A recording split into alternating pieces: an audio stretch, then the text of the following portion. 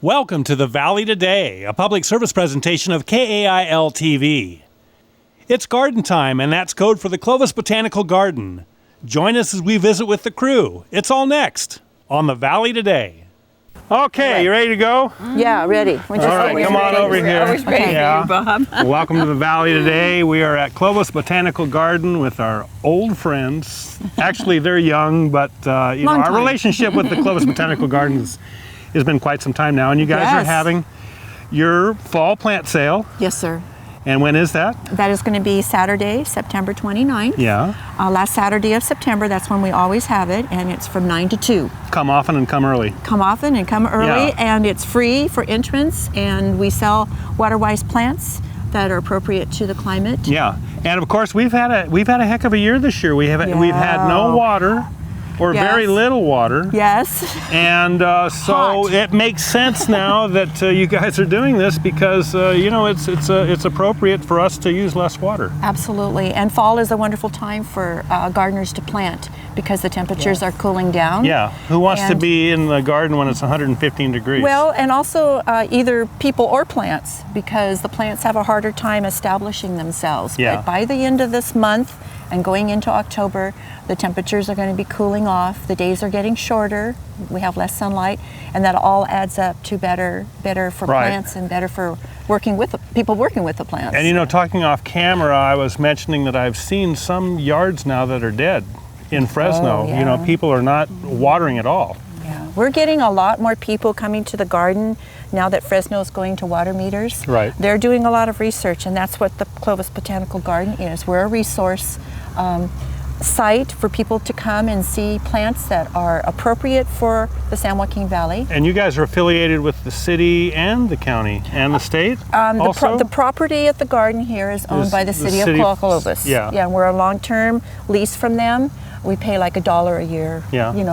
But the land still belongs to the city of Clovis, but we have a very close association with all of the agencies in Fresno County. Now don't wander off too far because you might be getting out of the shot. All right, I don't want to be out of the shot. So Ruth, how do you figure into all this? Well, I'm co-chair with Ree, and I'm kind of the plant person. I love the plants. Ree smiles because I really get carried away with describing things, but people have a lot of questions about what will work in their garden and what doesn't work, and also putting pleasing plant varieties together in one area, what to select, and as well as looking at height and the type of sun a plant needs, and shade plants and various things like that. Location in the garden. But Ree made a really good point about planting in the fall, because this is the most wonderful time to plant in the fall. It's even better sometimes than if you go into the late spring, your plants will actually burn up. They will never get enough time to really let those roots go down. What's really nice is being able to plant in the fall, and then the spring comes along and just what you planted starts to bloom and look really beautiful. Those roots are down, and it's a perfect time. In fact, it's my favorite time to plant. Yeah. Now, are you bringing, I mentioned earlier something about the pumpkins and the blossoms and how some cultures fry them, and you had mentioned that the Mexican culture also uses pumpkin blossoms. Yes, they do. They usually prepare those, and unfortunately I never learned, but my family always has fried them up and used them for a meal. And of course, the Clovis Botanical Garden really hasn't transitioned into a vegetable garden. This is more just ornamental, low water use ornamental. Right, it's a demonstration ornamental garden. We have plants that are California natives, and we have plants from all over the world that are appropriate to our climate. We have plants from the Mediterranean area. And right behind here is the Mediterranean. Yes, we have a nice section here that a lot of herbals. We have lavenders and oreganos and rosemary, a variety of ones here. Right. And they all do well here. And we have plants that are from Asia, South America. We have quite a wide variety. An exciting time to be alive, because all this science is coming together.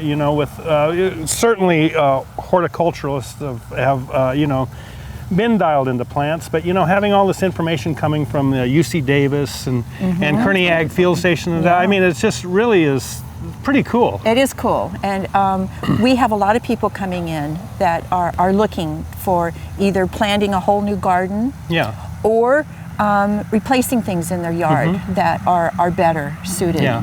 So Now my niece in Kingsburg has done a waterwise garden in her yard now. They've redone the landscape. I don't think there's any, I haven't seen it yet, but I've heard that there's no lawn and it's just all low-use water plants. Yeah. Oh, wonderful. yeah, it's terrific. Yeah. Yeah, you won't see any lawn out here.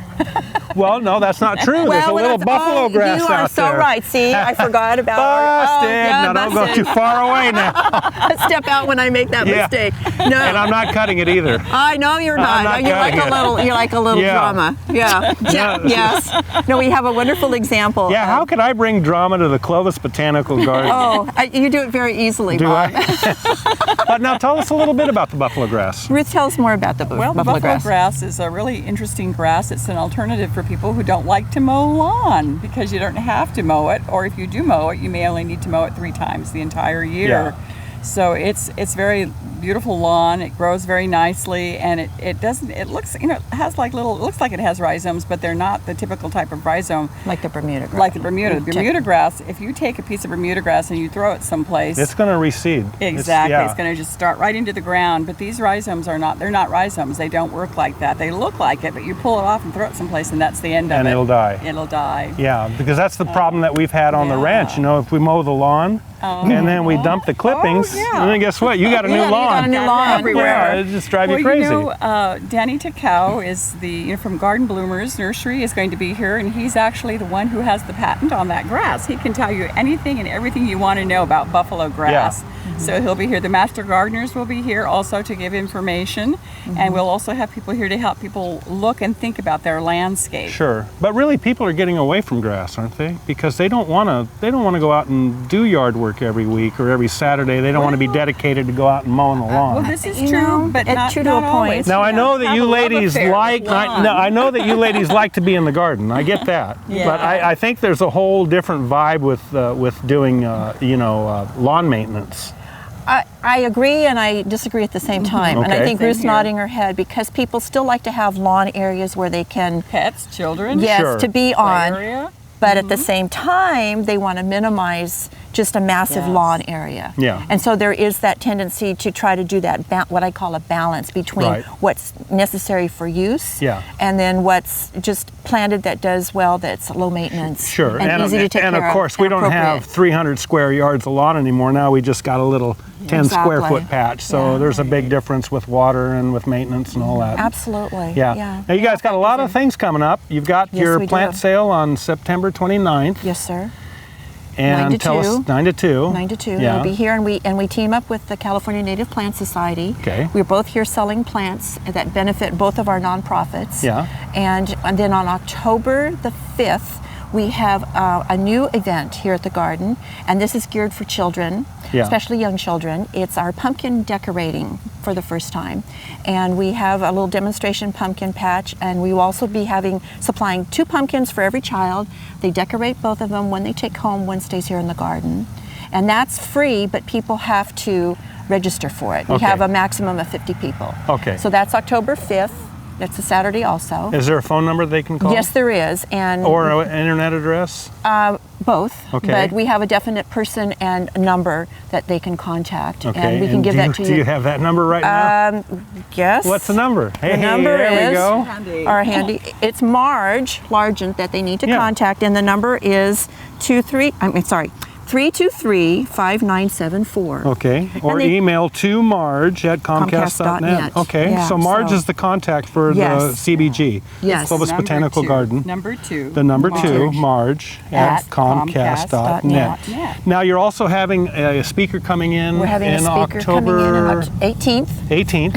And this is Bob Perry. Mm-hmm. And Bob Perry is he's a professor emeritus from Cal Poly San Luis Obispo. Okay. And he's going to be speaking about waterwise landscaping also. Okay. And we're just delighted that he's going to be coming. We're pretty excited, because his book has a lot of plants that people will be able to ask questions about, what grows good in the valley. And he's quite an authority. His book is pretty, really amazing. Yeah.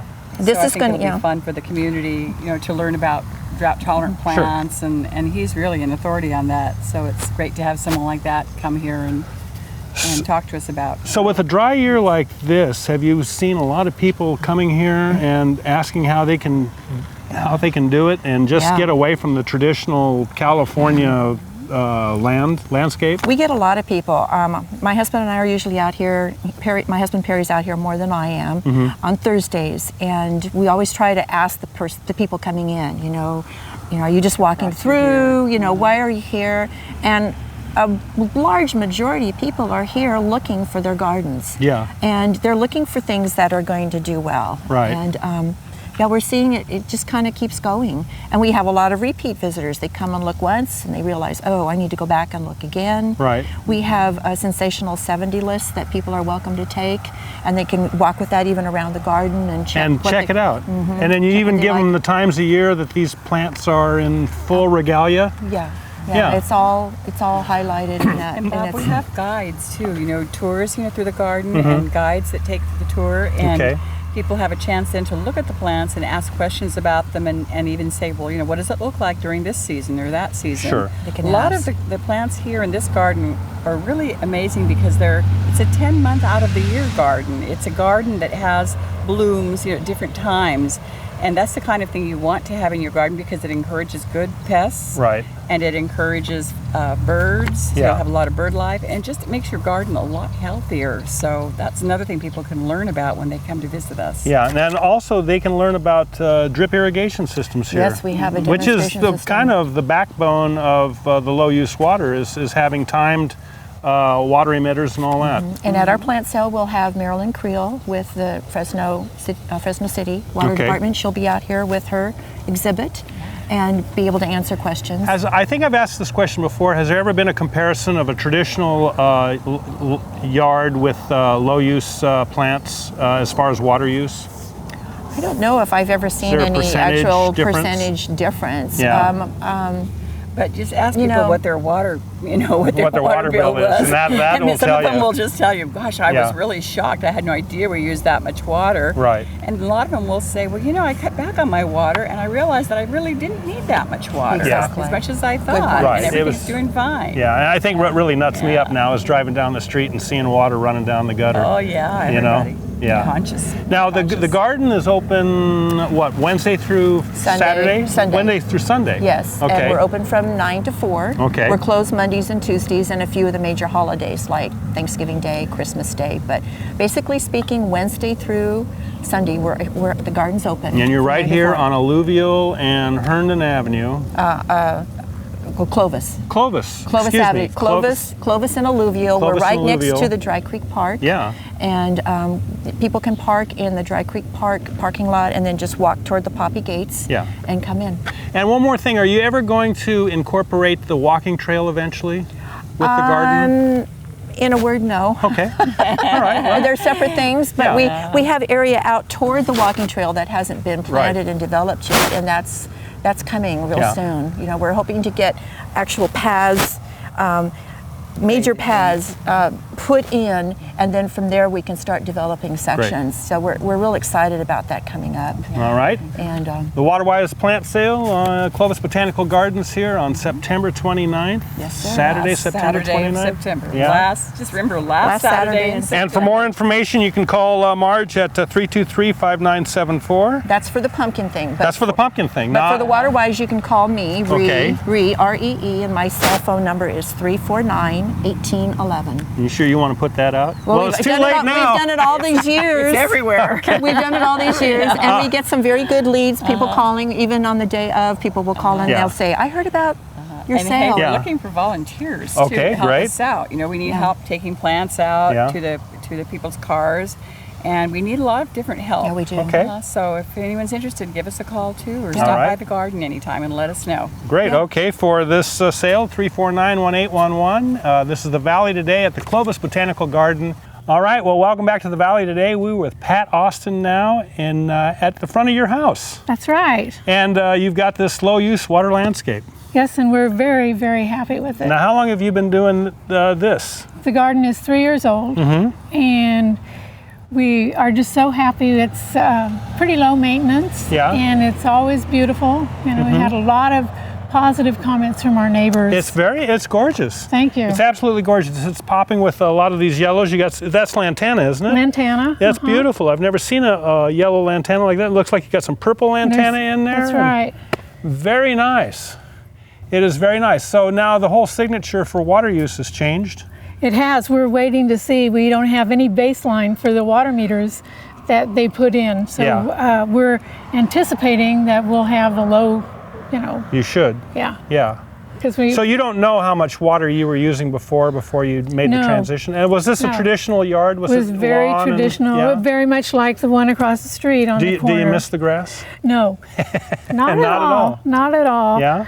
And it was a time to do it because we had trees that had been here for 30 years that had roots running on the top of the ground. So it was very hard to maintain a lawn that looked, happy. So it all came out. It was an old established yard, traditional yard, and it all came out and this went in. That's right. Yeah. And so the maintenance is a lot less now. It is. It's about as much as you want to put into it, And I enjoy coming out here and working in the yard. Right. Before, it wasn't fun because I never got ahead. But this is all very beautiful. Now, how did it survive? Because we just had some hammering heat in August. I don't think that we lost any plants. In fact, the day that we planted, initially it was 106, a few years ago. That was the day, and I was very worried that we were going to lose a lot of plants. Because Rhea had mentioned earlier that some plants just, when it gets so hot, they just can't take water up fast enough from the root zone. Well, we were out here watering, but they all survived. We didn't lose one. Right. So now you're on a water meter. Now, and was it just recently installed? It was. Well, we haven't actually gone to the water meter. We're in the 3-month introductory period where they measure how much you use now and tell you, are you above or below the standard? So I suppose the way for you to compare what you're using now to perhaps what you might have used before is you could just go to a neighbor who's got a nice green yard and say, well, how much water are you using? Of course, that doesn't account, dishwashing or any of that, but certainly. And we've got a house that's got a pool, and we're constantly putting water in this thing, and so I'm wondering, it's going to happen. Yeah, we have a little pond in the backyard, and we are really lucky because we have the plants, when we water them, the overspray gets in the pond. Yeah. So now don't get too far away from me. I don't want you to get out of the shot. Sorry. So what's your favorite plant here? Oh, that's hard to say. I love the plumbagos. Yeah. They're beautiful. I love them all. The guaras have their special lavenders. I mean, it's kind of like a dream garden. Yeah, and it's color year round? Well, it's not. It gets kind of brownish in the winter, but not like. Do you have anything that's coming off in the winter that's putting off any color? Or? Not really. Yeah. But it's still beautiful. No, it's green. It's spectacular now. It's still green. And of course, the signature has changed for the wildlife, the bugs and the birds and. Right, and we don't use any pesticides at all, and I love looking out the windows and just seeing the hummingbirds. We have bees, helping the bee population again. Yeah, because we had that colony collapse disorder. So that's right. Yeah, that's good. It's just the ecosystem looks very healthy. It looks very healthy. So we're pleased. In the wintertime, the grasses look good. We've got grasses scattered through, and they maintain their leaves and all. And is this all drip? All on drip? No, it isn't. We have pop-up sprinklers, but we're very careful how we position them. And then once it water the time between the flagstones, that's all permeable landscape, so it goes back down into the water, into the ground. Yeah. And one thing that UC Davis was doing, they were doing subsurface irrigation also, where it was just wetting the soil about 3 to 6 inches down and not even having any surface water exposed. Yeah, we have not done that. Yeah. We're always in progress trying to see what's new and changing. We monitor our sprinklers and change them Yeah. quite often. So was this a result of going to Clovis Botanical Garden? Part of it, I'm a master gardener, and Yeah. I went to classes there. I've been to the Clovis Botanical Garden. I was pretty familiar with the plants, but my husband wasn't. So he was, when I said, let's do, low water, and he thought immediately of the desert, Yeah. cactus. I said, no. So I took Cattle him out. skulls and, Yeah, that's right. and a rattlesnake slithering through and, Well, maybe a cowboy off in the distance Could with be, Model But, 94 cocked and ready to Thank go. goodness for the Clovis Botanical Garden, though, because Yeah. I took him there and showed him Right. that it isn't like that. Yeah. So this is way different than what he anticipated Very when you much. first proposed this back 3 or 4 years ago. Right. Yeah. And how long did it take for this to get established? Oh gosh, it really was pretty fast. I would say it reached its real size in a year. So not too long No, at all. not too And long. did you have any problem? How's the soil here? Terrible. It is? Got a lot of clay or? A lot of clay, compacted. Yeah. So we took out 4 inches of soil because we were plagued with root problems from Yeah. our trees, but everything's surviving. It's really, that was a good investment to do that. And have you noticed a heat signature difference when you come outside? I mean, we get one nice thing about a tall tree is that the canopy provides shade. So, and you look like you've got some shade here with these. What is that That's plant? wisteria. Wisteria. I was going to call it potato vine, but Well, close but not right. But I mean, you'd be surprised because the flagstone maintains cool. yeah. When it gets watered and it absorbs that water and then it's cool. Wow. In fact, cats will have to come and lay here. Yeah. Neighborhood cats. Yeah. Get a little rest. This is very nice, and it certainly is. I can't imagine what it looked like before, but I guess just a traditional Very yard. traditional. We had brick planters, trees in the yard, in the lawn, much like any other yard. So what would you say to anybody that was thinking about doing this? Do it. Do it. Do it. That's it, huh?